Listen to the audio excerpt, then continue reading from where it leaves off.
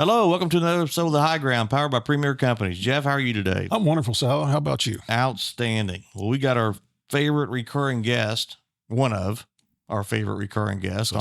Don't say he's our favorite. It'll go to his head. Aaron Bledsoe, how are you doing today? Not bad, yourself. We're doing good. But first, before we get started, with all of your insights, we have to do the question of the day.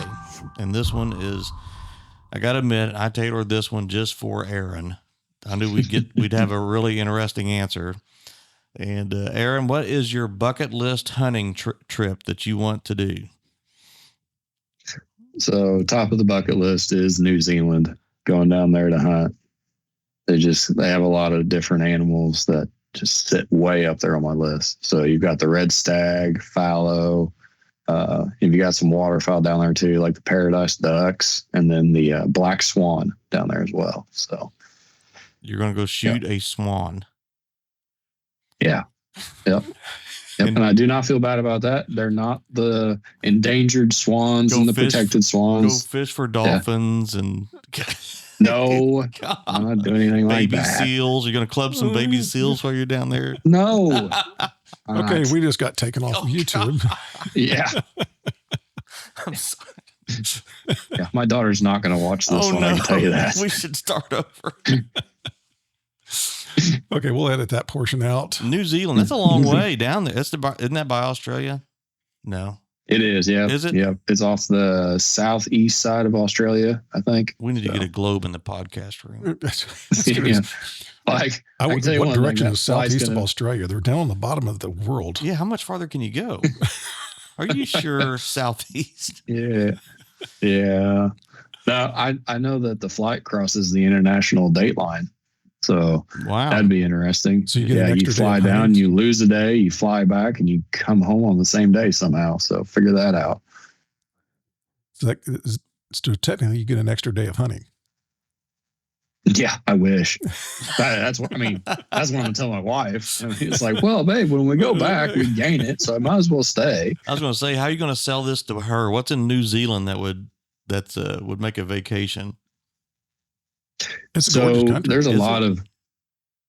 Do what? It's a gorgeous country. I mean, I've seen pictures. I know some people have been there. Just not on. I think so. We would, bucket list wise, we'd go down there and I would hunt, but we would definitely spend, 5 to 7 days just touring the country. Neat. Yeah, I think they've got one of the top 10 beaches in the world down there. Queenstown's supposed to be gorgeous. Yeah, they just got a lot. If you like nature, I think it's a place to go from what I've been seeing. Wow.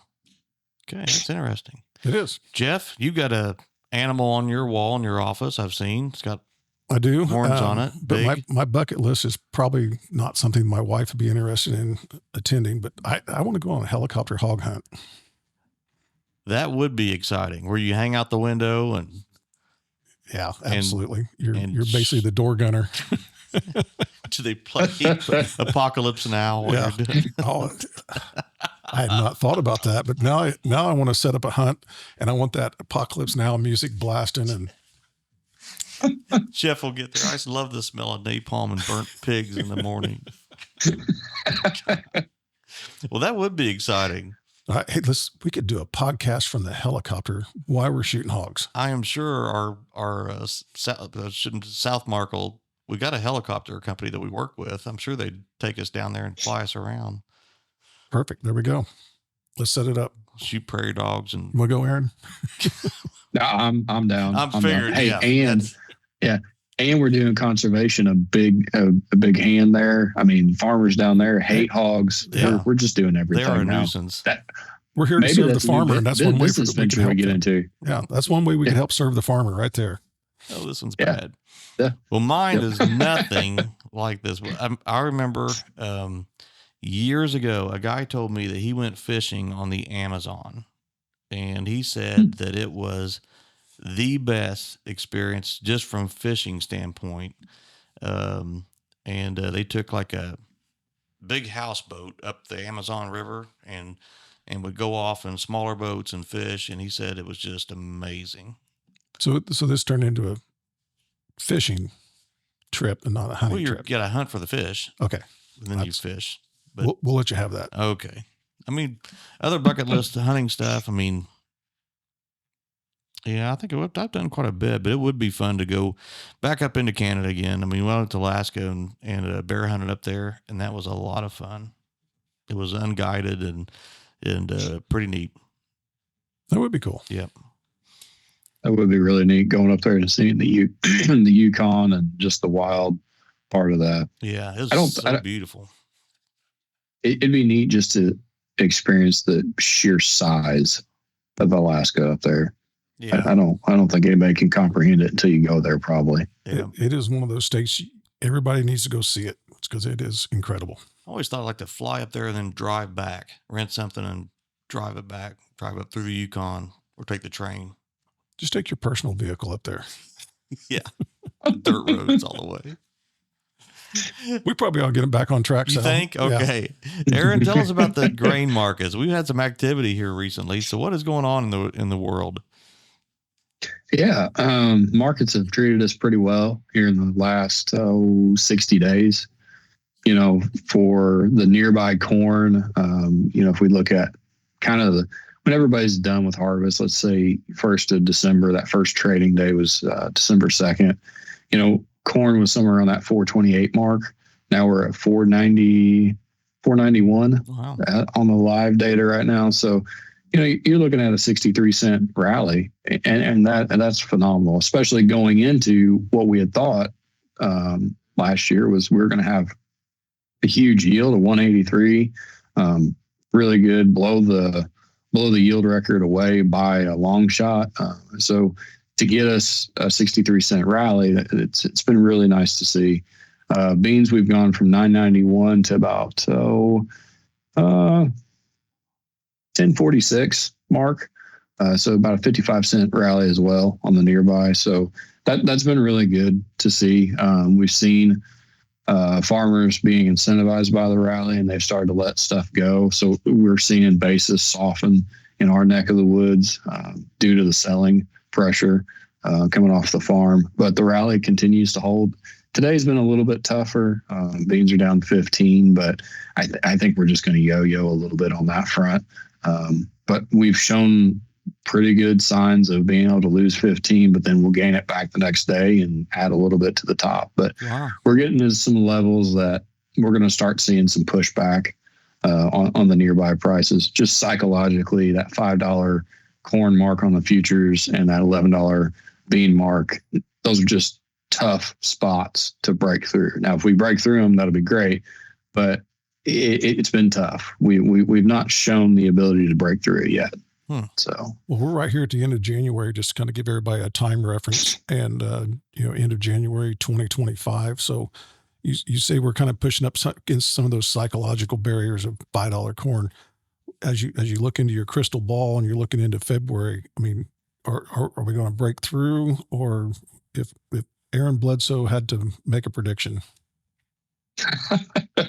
Boy, that's a scary spot to be in. No, we can edit this later, right? Yeah.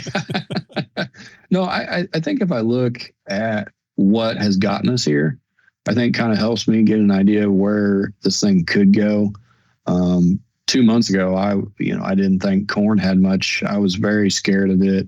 Yeah. Still am. But what has kind of fueled it so far is in January, the USDA report came out. They lowered the yield on corn. They took a significant swing at it. I think it was almost 4 bushels off of what they had projected. So still a really good yield. I mean, we're still in the 179, phenomenal yield, but that was a really big shot in the arm. Beans, they lowered the yield as well, which kind of fits with what we thought throughout fall. In pockets, it didn't feel like we had the record or as big of a yield number as they were suggesting. So that's kind of what has gotten us to this point. With all those things changing, we saw the ending stocks to use rate lower. Corn's down around that 10% mark now. So that gets it into that frame of mind where we feel okay, but it wouldn't take much and we're below that 10. And that's when it starts to reward the markets and starts pushing it up. Beans, on the other hand, We're at 8.7%. Anytime we're below 5, that's really, really tight. Beans are seeing 4 years of an increase in the stocks to use rate. So if I take that information just for the U.S. by itself, and the fact that we have a lack of tariffs right now, with this new administration, that was a big fear of what are the tariffs going to do. Right now, China's buying the crap out of beans. I don't know if it's because they're afraid of potential tariffs coming, or if they just need it. Is it a signal that South America is not as good? I don't think that's the case. I think it's just a matter of we haven't seen tariffs implemented yet, so they're buying it. So all that said, if I look at the U.S. and how it looks right now for this old crop, I think we're getting into some areas where we're going to see some resistance. I think this board has really given us an opportunity to lock in some really good prices compared to where we were. So I think we could be flatlining a little bit possibly on old crop for corn and beans. Beans, I feel like we're starting to run into a timing issue of seeing any more rallies because the South America crop's getting ready to come online. They're a little delayed, especially Brazil with some rains and stuff, but eventually they're going to get that crop going or crop harvested. And that I think is really going to put a dampener on what this thing's going to do. So to answer your question. Well, I'd heard a little bit about the weather down in Brazil. They were having some problems in South America, but I never know whether is that just is it real? I mean, who do you listen to? And I mean, is it a I was going to wonder if is it local or how widespread is it and how big of an impact will it be? Yeah, I think who I listen to, it's just a bunch of different things that I read.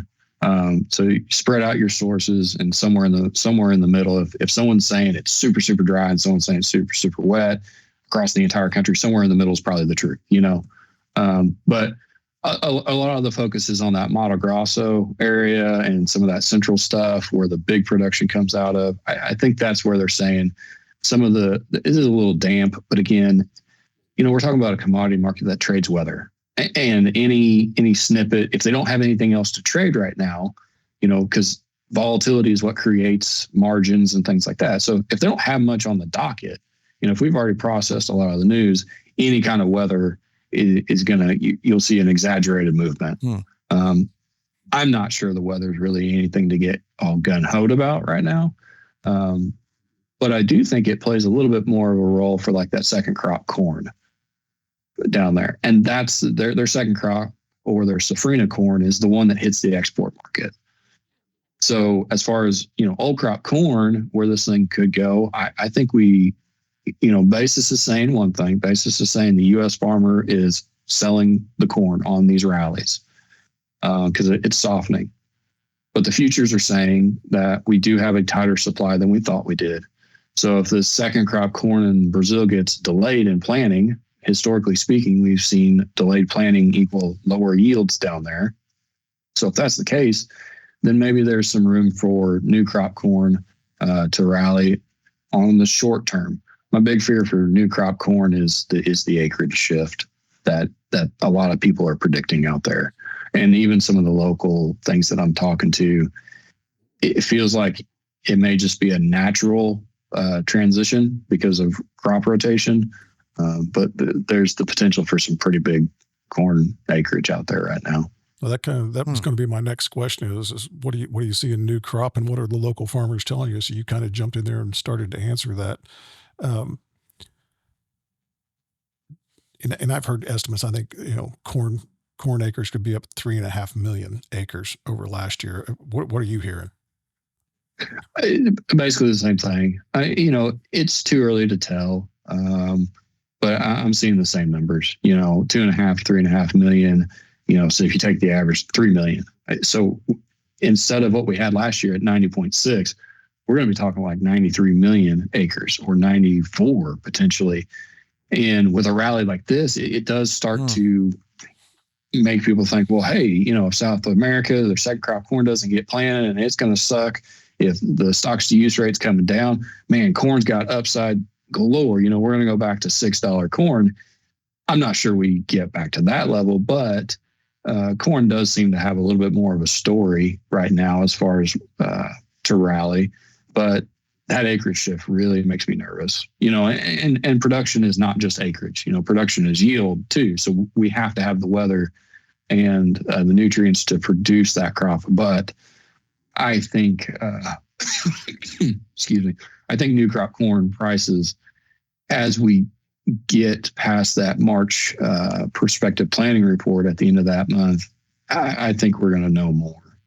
So I think timing is a big thing right now. I think right now we're seeing good rallies. I hate to lose out what we have, especially if new crop prices are a black number for you. So targets right now have been phenomenal because we never know when that day is going to be that we catch a 25 to 30 cent run, especially on beans. We've seen that. We've had targets where it's like, man, we're getting close, and then, you know, we're still 20 cents away. Let's leave them. Let's not, you know, let's just see what happens. Man, they hit. And we've had a couple of them that they literally hit the high, they broke it, and then they retreated that day. We've had several where they were on the top side, and then they retreated to the bottom side. But because we had them in there, we got it. So it's been really nice to see. Mentalities have been a little bit better, but that acreage shift is real, I think, especially locally. Some of the people I've been talking to, they're starting to look harder at new crop for fall delivered stuff because they know they're not going to be able to hold it. So March is going to be a big month. You're going to see the quarterly stocks report. You're going to see the prospective planning report. That'll be a big one. How much do we still have on the farm? That's a big question. And with the acreage shift, who knows? Do you feel like we've made, you know, pretty good inroads to moving some of that product off the farm, or do you think there's still quite a bit out there? You know, this time last year, it felt like there was still a lot on the farm. Not many people were talking about it, which made it feel like there was a lot. And we finally saw it in August arrive. It seemed like the end users and the farmers were playing a game of chicken as far as when it was going to move, because the commercial storage was lower than the year before, but the on-farm was substantially higher. So it felt like at some point they're going to have to move. This time around, I will be curious for that report. I don't think there's very many beans left out on the farm. I feel like those have moved probably. Corn, I just don't know. You know, I think it's probably more of a localized thing. We didn't have, there's been some pockets down here in our area that didn't quite have the yield that they thought they were going to have. And beans suffered too. So I don't think there's as much left out on the farm this time around as there was last year for our area. I think there's some pockets that probably have a lot left. And what's crazy is I still read reports saying that there's still some, I don't know what old crop left over, for, you know, that they carried over from last year on top of what is now considered old crop that they just harvested. So I think that's going to be the big one potentially, that and the acreage shift. But I think that quarterly stocks report is going to tell us a lot. Well, they break through that $5 ceiling. Maybe some of that old crop will show up. Yeah, and we are seeing it show up. I mean, we're seeing, at least the guys that I talk to, aggressive selling. We're seeing it at the river with the basis levels falling back. Like I said, we have seen incentivized selling. Even the end users are. Typically, that April, May is a really good time to see a little bit of a basis rally or premium because, you know, the producer's out in the field putting a crop in the ground. So you usually see a little bit of an incentive to deliver in that window because it's tougher for them to deliver because they're busy. You know, they're wrapped up with stuff. And we're seeing softening in that time frame. So that tells me guys are willing to let go when we see rallies like this. So, you know, another thing that you said, and I hear you say this all the time when you're working with customers about, hey, you need to set targets. I've heard you preach that. When you made a comment that we've been hitting these targets, we've had the targets in place. Can you speak to a little bit more of that? You know, how does that? I mean, I'm sure your customers are pretty happy with that, but can you speak to the target setting and what you're seeing there? Yeah, so really simple premise. And any of your for anybody that's not in our area, just get a hold of your local merchandiser. Anybody can do them. All you're doing is you're saying, at this price, I'm willing to let go of it. And so then your merchandiser, or myself, we put in an open order on the market. And if it gets to that point, it locks that order in, so you have a firm contract. It's basically saying, I have the intention of selling at $475. Cool. And so I put that open interest out there, and if it hits, then you have a firm contract instead of an intention. So one of the watchouts is you don't want to be calling a bunch of different locations. If you have 10,000 bushels, you don't want to be putting in a 10,000 bushel contract with this person and a 10,000 bushel contract with this person, and then they both hit, and all of a sudden, you've got 20,000 bushels, but you only got 10. So, you just want to be mindful of that, because when you do set a target, that is a firm intention of doing it. And if you want to pull it, you need to be in constant contact with your merchandiser as well. So the nice thing about it, and I preach targets because it's a very simple premise. There's a lot of other things you can do. Like, we do the average contract. I'm actually getting ready to start one for the month of February for fall delivered stuff. Never done a February one before. Usually do it the months of May and June for fall and January delivery. We're going to do it this year for February, because we've seen this rally. So I hate not to take part and at least reward the market somewhat. And if we keep getting some positive news, maybe we get another 30 cents on the corn and another 60 cents on the beans. Who knows? But targets are just super simple. It takes the emotion out of it, is what it does. Let me put you on the spot. Sal's got 10,000 bushels of corn in his bin. Yep. And barn. It's in the barn. It's in the barn. Okay. Okay. And you're going into February of 2025. What's a target that you would work with Sal and try to get him to set? So it's going to vary on location and their basis. But like for me right now, let me get the live market up to give you. I love putting you on the spot. Yep. It's not bad at all. Makes me do some work. Well, it's Thursday, so it's about time you did some work this week. Yeah.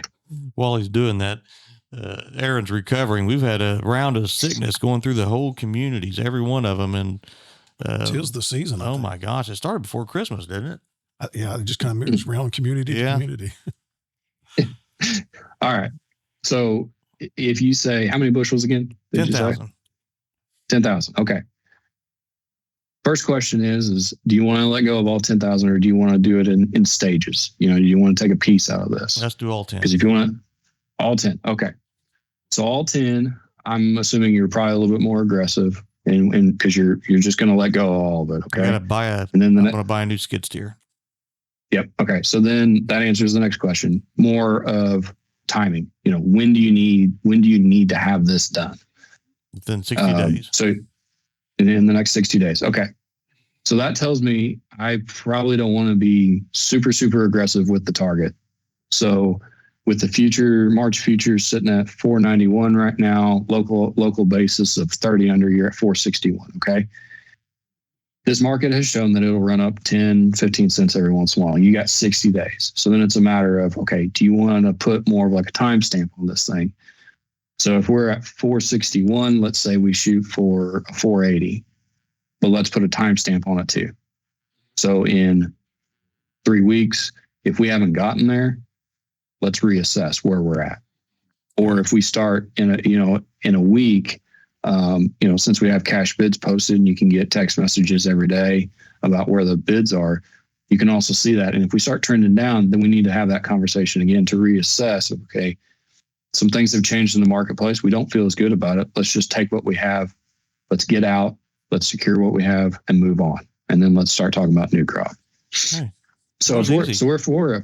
Yeah. So yeah, it's super easy. It's just, but again, it goes back to that emotion. You're just coming up with a plan, and you're verbalizing that plan, which all of a sudden, when you start doing that or having a written plan, it's not that the emotions aren't there. They're still there, but you've kind of taken control of the situation instead of just sitting there and the moment of not doing anything is just tearing you apart of, do I sell at this or do I wait? And just not having that plan just stresses you out, almost to the point of, well, I'm here. What do I do now? Instead of, okay, well, I've already got a plan. I'm here. It's done. So if you didn't have to move all 10, I would say, let's do a third. Let's break it up into thirds. Or if you need more of that, let's do it 50-50. Let's do 5,000 at this. And then let's have another one sitting out there and say, okay, if the first 5,000 hits, let's reassess and see what we can do for the next 5,000. Okay. So if a grower wants to do this, do they need to come into the grain office there at Lagodi, or can you do it over the phone, or what's the process? Yeah, you can do it over the phone. I mean, by all means, you can come easy in. Peasy. Yeah, super easy. And that's, we try to make it easy. Targets, average contracts, they're all, those are free from us. They're just structured plans. It is all they are. And there's really no work on the farmer's end outside of just talking to us and coming up with a plan that they're comfortable with. We do not want to push you into something that you're not comfortable with. We want you to be comfortable. And that's why I start a lot of the times with the conversation of, okay, does this number work for you? Because if the number doesn't work for you, then that's a different conversation. Are we trying to limit losses, or are we trying to, maintain a black number or get a little bit more out of it? Okay. You mentioned having you can get the prices texted to you every day. How do they sign up to get that? And do you have an app? We do. So currently we're going to be making that transition away from right now. We have Premier Ag. It's powered by Bushel. You can look it up. That's still going to be live for about another 60 days or so. We're going to be moving to the Premier Connect app. So that's where the entire Premier Ag and Premier Energy, all of that is going to be lumped in together. So if you download that app, you can go ahead and download it. When grain comes online, all of a sudden you'll just see the grain tab light up, and you'll be able to get it then at that point. As far as signing up for daily cash bids or announcements or hours and things like that, all you'll have to do is there will be a way to go in there and to select saying, I want cash bids for these locations sent to my phone or emailed to your email. Very good. Awesome. Mm-hmm. All right. Great tools. I got one other question. Just locally, we had all that snowfall that we're not used to in southern Indiana. Did that slow grain movement up quite a bit? I mean, I know there was a few things, some things froze up that we weren't used to freezing up, but it seemed like there was about 2 or 3 weeks there where we couldn't really move around very well. Did that mess us up, or is that more of a local issue for moving grain? I want to say a little bit more of a local thing. Yeah. Grain still moves, but you saw locations struggle. At my location, I froze up, and it was a struggle. It was a struggle, but most people didn't want to get out because it was so cold. That was the thing. Like the snow's one thing. Once you get it cleared, it's fine. But when you start getting into those temperatures that we had for locations that usually aren't, for producers and commercials that usually aren't used to having 20 some days of those types of temperatures, that's when it starts to put a strain on it. But for the most part, there really wasn't much of a story. I mean, it was a couple of days where I was more worried about the ice south of us. What does that do? Does it break power poles? That's more of a scary situation when you have that much ice. And I think we saw some of those locations shut down for a day or two. They got back up and going. Very good. All right. Jeff, anything else? No, that was interesting. That is, as always, Aaron. Thank you so much for your insight. Yeah, that's no problem. All right. Well, that's another episode of The High Ground, powered by Premier Companies. Please like and subscribe. Thank you.